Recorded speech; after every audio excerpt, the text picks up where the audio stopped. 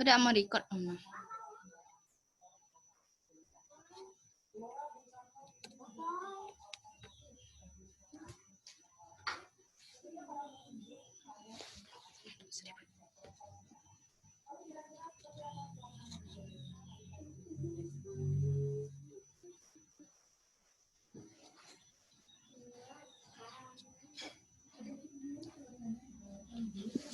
Assalamualaikum warahmatullahi wabarakatuh.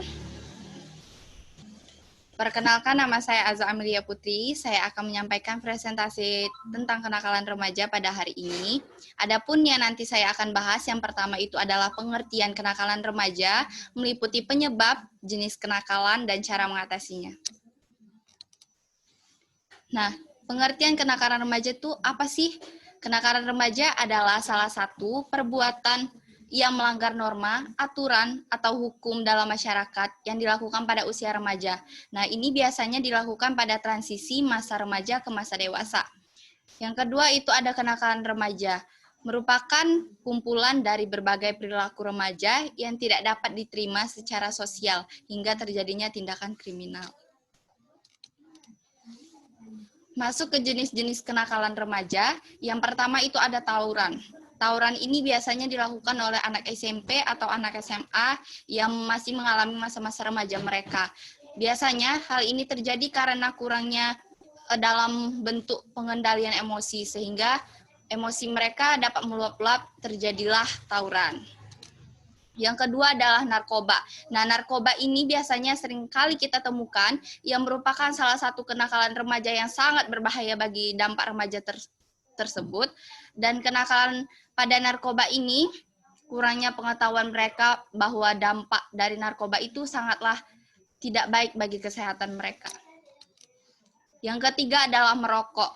Merokok ini biasanya dapat kita jumpai di sekitar kita, bahwa anak-anak remaja masih masa-masa SMP, SMA, mereka udah merokok tanpa tahu penyebab apa yang dapat mereka alami dari merokok tersebut. Karena di dalam rokok itu terdapat nikotin yang membuat kita candu terhadap rokok tersebut.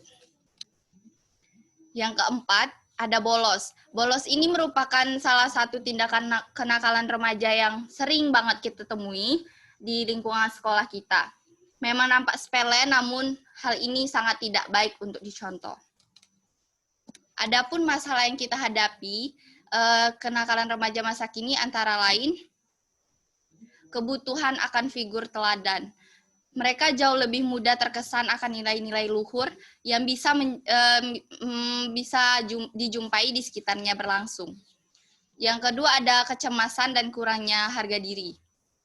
Banyak kaum muda yang mencoba mengatasi rasa cemasnya dalam bentuk pelarian, memburu kenikmatan lewat minuman keras, obat penenang, seks, dan lain sebagainya. Yang ketiga ada sikap apatis, merupakan kecenderungan untuk menolak sesuatu pada saat yang bersamaan, tidak mau melibatkan diri di dalamnya. Yang keempat, ada ketidakmampuan untuk melibatkan diri.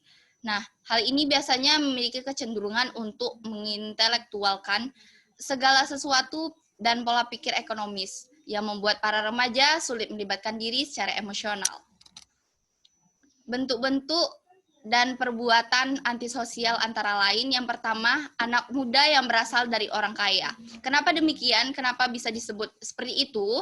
Karena mereka kurangnya perhatian daripada orang tuanya, karena orang tua yang sibuk bekerja, sehingga perhatian ke anak mereka pun kurang. Jadi anak tersebut kurang merasa kasih sayang dari kedua orang tuanya, sehingga mereka ingin mencari pengalaman baru yang di luar rumah mereka, sehingga seperti keluar malam dan lain sebagainya. Yang kedua, membolos saat jam pelajaran.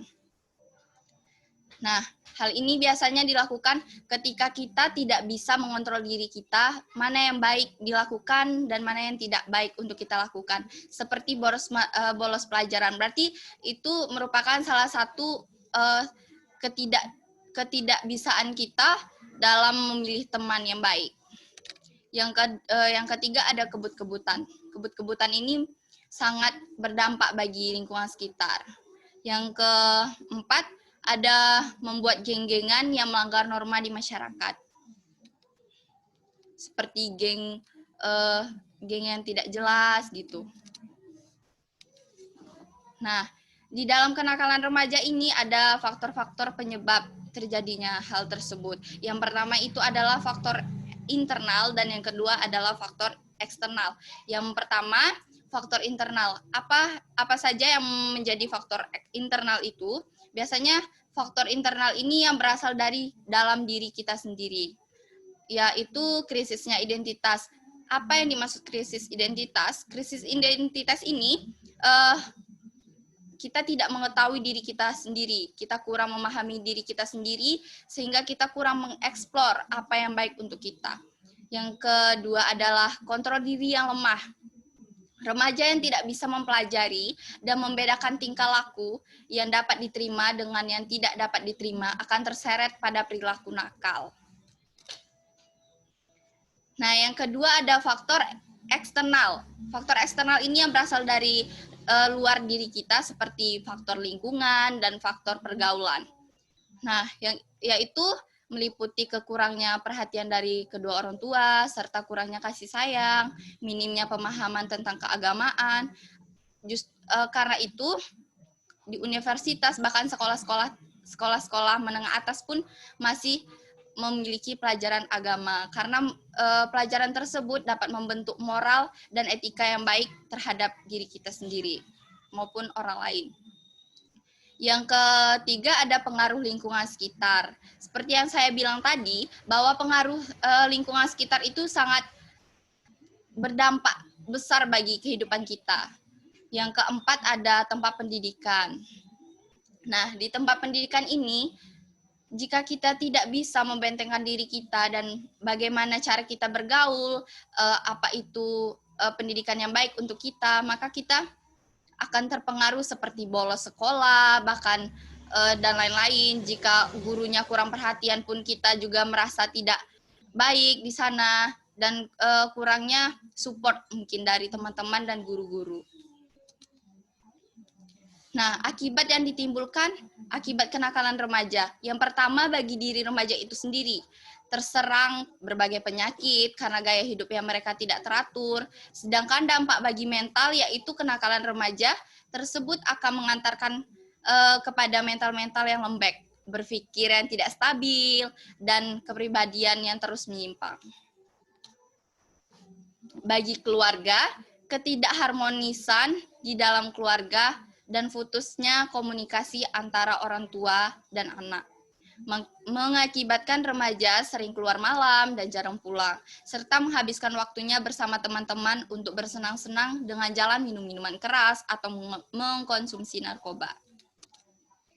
Bagi lingkungan masyarakat, nah di lingkungan masyarakat ini orang yang sering membuat keonaran seperti mabuk-mabukan dan mengganggu ketentraman masyarakat, membuat mereka menganggap anggota masyarakat yang tidak memiliki moral.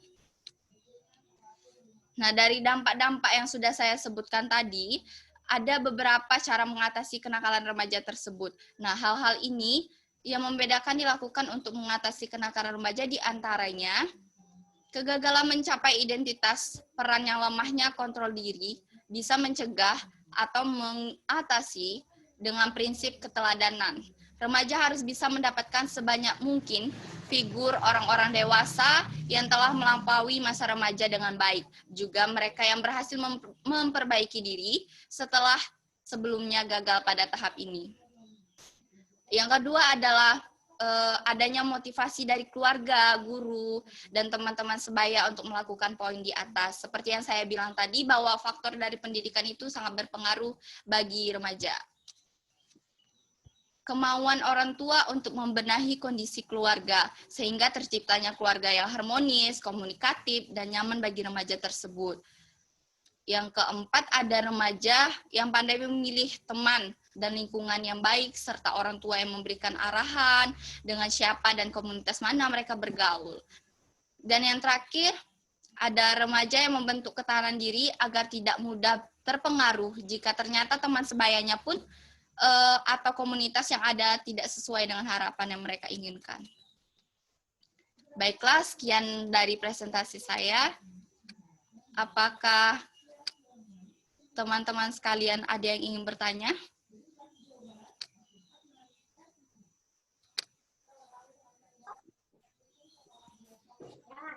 Assalamualaikum warahmatullahi Apakah wabarakatuh. presentasi saya ada yang ingin dipertanyakan? Saya ingin bertanya.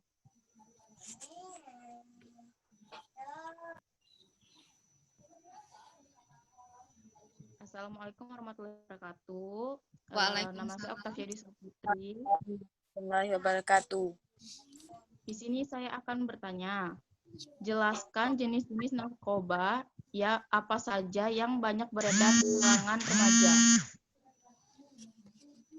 Baiklah, saya akan menjawab pertanyaan dari Octavia Dwi Sapitri. Maaf. Apa saja jenis-jenis narkoba yang sering marak, bahkan sering digunakan oleh remaja. Yang pertama adalah alkohol, seperti mabuk-mabukan itu seperti sabu, ganja, cimeng, kayak gitu-gitu. Terus tuh salah menggunakan obat, seperti mengkonsumsi obat-obatan yang sehingga membuat mereka overdosis, seperti cimeng gitu. Bahkan hingga menyakiti diri mereka, seperti menghirup lem dan lain sebagainya. Apakah jawaban saya dapat diterima? Ya, dapat diterima. Baik, terima kasih. Kepada Sarina, apakah Anda ingin bertanya? Tidak paham. Baiklah, jika sudah paham, maka presentasi pada kali ini akan saya tutup. Jika saya ada kesalahan dalam penyampaian kata, saya mohon maaf. Saya akhiri, wabillahi taufik wal hidayah. Wassalamualaikum warahmatullahi wabarakatuh. Waalaikumsalam warahmatullahi wabarakatuh.